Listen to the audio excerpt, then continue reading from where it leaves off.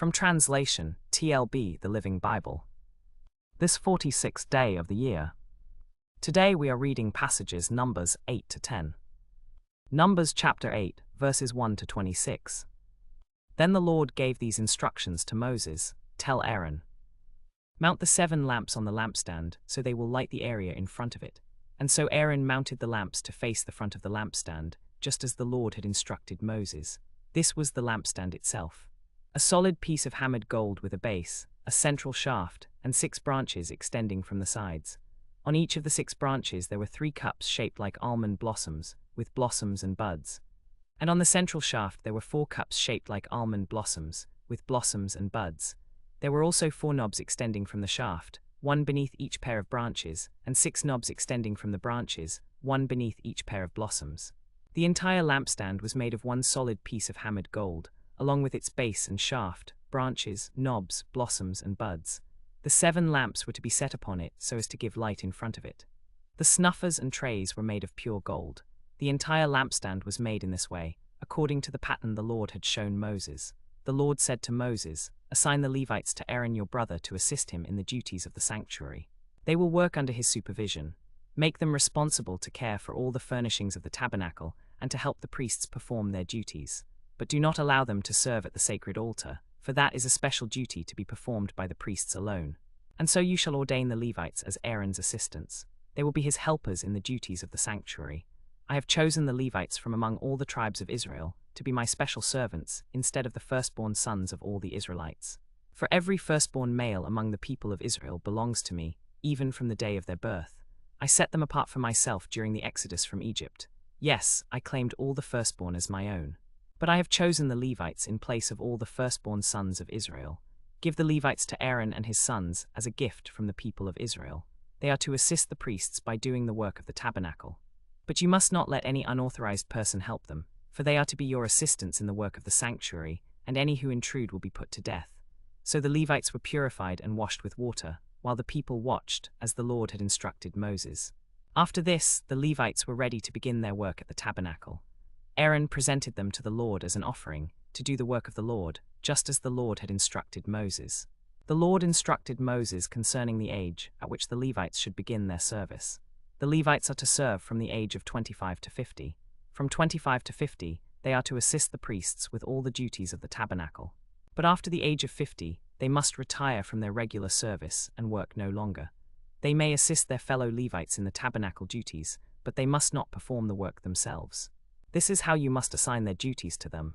Numbers chapter 9, verses 1 to 23. The Lord gave these instructions to Moses in the wilderness of Sinai during the 1st month of the 2nd year after Israel's departure from Egypt. Tell the people that on the 14th day of this month, at twilight, they are to celebrate the Passover to honor me. They must follow all the regular rules for celebrating it. So Moses told the people to celebrate the Passover at the appointed time, and they did, in the wilderness of Sinai on the 14th day of the 1st month, as the Lord had commanded Moses. But there were some men who had defiled themselves by touching a dead body, and so they could not celebrate the Passover on that day. They went to Moses and Aaron that day and said, We have defiled ourselves by touching a dead body, but why should we be prevented from presenting the Lord's offering at the regular time, along with the rest of the people? Moses replied, Wait here while I find out what the Lord says about this. Then the Lord said to Moses, Tell the people that if any of you or your descendants become ritually unclean because of touching a dead body, or if you go on a long journey, you may still celebrate the Passover. But do so on the same day of the 2nd month, between the evenings at twilight. They must follow all the regular rules of preparation, but bring no yeast bread or any other food containing yeast with them. When they eat the Passover lamb, they must not leave any of it until morning. And if any of you fail to celebrate the Passover, you will be cut off from the community of Israel, because you failed to present the Lord's offering at the proper time. Such a person will suffer the consequences of his sin. And if foreigners living among you want to celebrate the Passover to honor the Lord, they must follow all the rules and regulations. You must have the same laws for foreigners as for you. On the day the tabernacle was set up, the cloud covered it, as the cloud covered the tent of meeting, and at night the cloud looked like fire over the tabernacle. The cloud remained over the tabernacle continually, and the cloud would cover the tabernacle by day, and at night it looked like fire. Whenever the cloud lifted from over the tabernacle, the people of Israel would set out on their journey. But if the cloud did not rise, they would not start until it did, for the Lord's presence was in the cloud. And when the cloud remained over the tabernacle for many days, the Israelites obeyed the Lord's instructions and did not move. Sometimes it would remain only a few days, at the Lord's command, and they would not move. Sometimes it remained only from evening until morning, but when it lifted in the morning, they would set out. Whether it was 2 days or a month or longer, as long as the cloud remained over the tabernacle, the people stayed where they were and did not move. But as soon as the cloud lifted, they moved on, wherever the cloud went. The people of Israel followed the cloud throughout their journey. They camped or traveled at the Lord's command, and they did whatever the Lord told them through Moses. Numbers chapter 10, verses 1 to 36. The Lord said to Moses, "Make 2 trumpets of hammered silver. Use them to call the people together and for the signal to break camp. When both trumpets are blown, the people are to assemble before the tabernacle entrance. When only one is blown, the leaders, the heads of the clans of each tribe, are to come to you.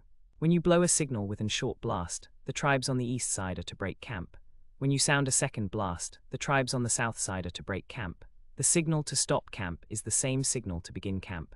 When you assemble the people, blow the trumpets, but don't use that signal to break camp. These trumpets will be the regular signal for you to call the people together and for the leaders to come to you. The priests are to blow them, and this will be a permanent law for you and your descendants. When you go to war against your enemies and need help, sound a signal with the trumpets. Then the Lord will remember you and rescue you from your enemies. On your days of celebration and at the beginning of each month, you are to blow the trumpets over your burnt offerings and peace offerings. This will be a reminder of me, your God. In the 2nd year after the exodus from Egypt, on the 20th day of the 2nd month, the cloud lifted from over the tabernacle. Then the people of Israel broke camp from the wilderness of Sinai and traveled from one place to another as the Lord commanded. They camped at Tabernacle as they had done before. This first journey was done at the Lord's command, as recorded in the scroll of this book. The divisions of the camp of Judah, led by Nahshon son of Amminadab, set out first, followed by the tribe of Issachar, led by Nethanel son of Zuar, then the tribe of Zebulun, led by Eliab son of Helon. Then the tabernacle was taken down, and the Gershonites and Merarites set out, carrying it. Next were the divisions of the camp of Reuben, led by Elizur son of Shedeur, followed by the tribe of Simeon, led by Shelumiel son of Zurishaddai, then the tribe of Gad, led by Eliasaph son of Deuel. Then the Kohathites set out, carrying the sacred objects of the sanctuary. They would wait until they arrived at the next campsite before setting up the tabernacle. Then came the divisions of the camp of Ephraim, led by Elishama son of Ammihud, followed by the tribe of Manasseh, led by Gamaliel son of Pedahzur, then the tribe of Benjamin, led by Abidan son of Gideoni. Last of all came the divisions of the camp of Dan, led by Ahiezer son of Ammishaddai, followed by the tribe of Asher, led by Pagiel son of Ochran, then the tribe of Naphtali, led by Ahira son of Enan. This was the order of march as the Israelites set out, tribe by tribe. Then Moses said to Hobab son of Reuel the Midianite, Moses' father-in-law, "We are on our way to the land the Lord promised us. Come with us and we will be good to you, for the Lord has given prosperity to those who help his people." But Hobab replied, "No, I will not go. I will return to my own land and people." Moses insisted, "Please do not leave us. You know where we should camp in the wilderness, and you could be our guide. If you go with us, we will share with you all the blessings the Lord gives us." So they set out from the mountain of the Lord, a 3-day journey. And the Ark of the Covenant traveled ahead of them, searching for a place to rest. And as they moved on, the cloud of the Lord hovered over them by day. When the ark set out, Moses would say, "Rise up, O Lord, and let your enemies be scattered. Let them flee before you." And when it was time to stop, he would say, "Return, O Lord, to the countless thousands of Israel,